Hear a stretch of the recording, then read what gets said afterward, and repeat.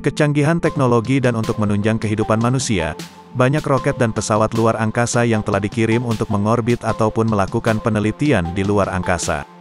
Dan pastinya barang-barang angkasa tersebut adalah mesin yang tidak abadi dan pasti akan rusak dan menjadi sampah. Namun pernahkah Anda berpikir kemanakah roket dan sampah antariksa yang sudah tidak terpakai? Apakah dibiarkan terombang-ambing di luar angkasa?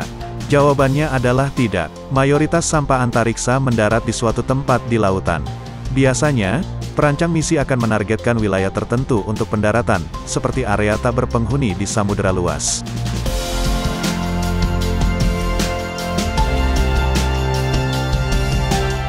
Pernahkah Anda mendengar Point Nemo? Point Nemo telah berfungsi sebagai bentuk penyimpanan tidak resmi untuk benda-benda antariksa di seluruh dunia selama 40 tahun terakhir, meskipun tidak ada seorang pun yang pernah benar-benar ada di sana.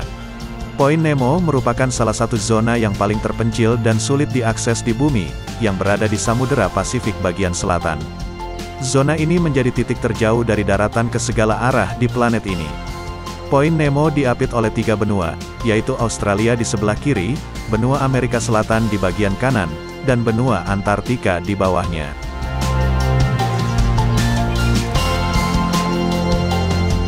Area yang sekarang dikenal sebagai Point Nemo, sebenarnya telah digunakan oleh pasukan antariksa internasional sejak 1970-an, tetapi tidak ada yang mampu melacak koordinat yang tepat hingga tahun 1992. Point Nemo akhirnya ditemukan oleh seorang ilmuwan bernama Harvoj Lukatela di tahun 1992. Menggunakan program komputer geospasial, dia membayangkan bumi itu 3 dimensi dengan titik lautan yang paling terpencil, pasti berjarak sama dari 3 garis pantai yang berbeda. Maka ditemukanlah Point Nemo, yang masing-masing berjarak 2.688 km dari 3 garis pantai yang berbeda. Pantai-pantai itu adalah Pulau Duchy di Kepulauan Pitcairn, Pulau Paskah yang masuk bagian negara Chili, dan Pulau Maher di Antartika.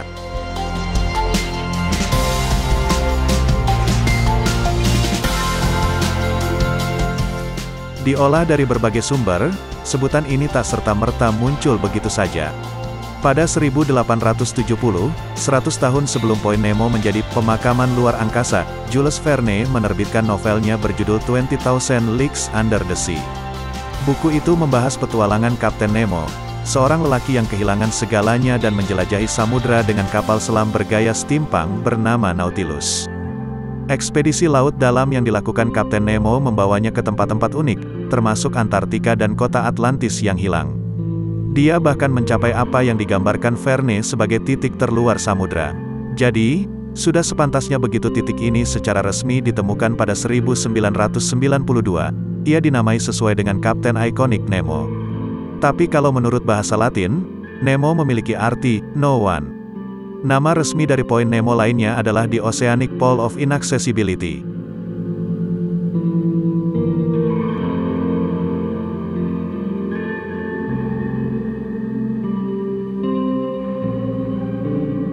Dalam laporannya pada 2018, Badan Antariksa Eropa menuliskan lebih dari 300 wahana ruang angkasa telah jatuh di Point Nemo sejak 1971 dan jumlahnya meningkat setiap tahunnya.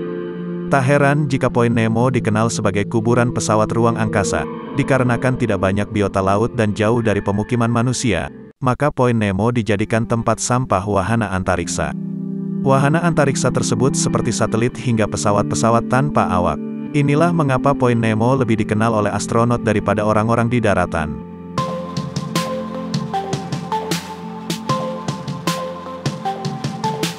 Wahana antariksa tidak semuanya hancur terbakar di atmosfer. Kebanyakan adalah tangki bahan bakar yang terbungkus serat karbon kompleks dan tahan terhadap suhu tinggi, kata pengamat luar angkasa Alice Gorman, dari Flinders University di Adelaide, Australia. Ia mengatakan, kalaupun ternyata ada bahan bakar yang masih utuh, seharusnya tidak berbahaya bagi kehidupan laut. Namun kini banyak pihak yang memprotes sampah-sampah wahana antariksa di Point Nemo, karena ujung-ujungnya laut juga tercemar. Badan-badan antariksa di berbagai negara pun sedang mencari jalan keluar dan teknologi terbaru agar wahana antariksa tidak lagi dibuang ke bumi. Tapi kembali lagi, Point Nemo begitu sulit didatangi, karena arus laut yang misterius dan jauhnya dari daratan. Para peneliti saja butuh waktu berbulan-bulan untuk mengarunginya, tentu dengan peralatan dan kapal yang super canggih. Kehidupan bawah laut Point Nemo pun masih jadi misteri.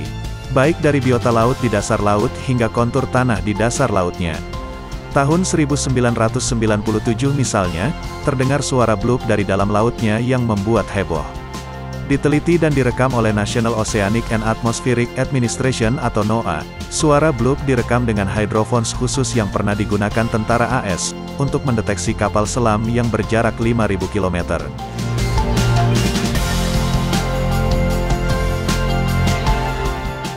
Suara bloop terdengar seperti gelembung air yang pecah.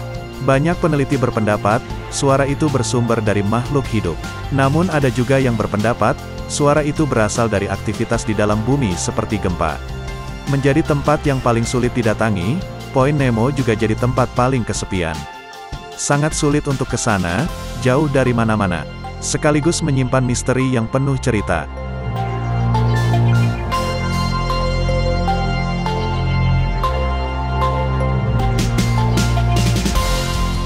Terima kasih telah menonton channel Bukan Nomor 1. Semoga tayangan ini baik dan bermanfaat untuk menambah ilmu pengetahuan.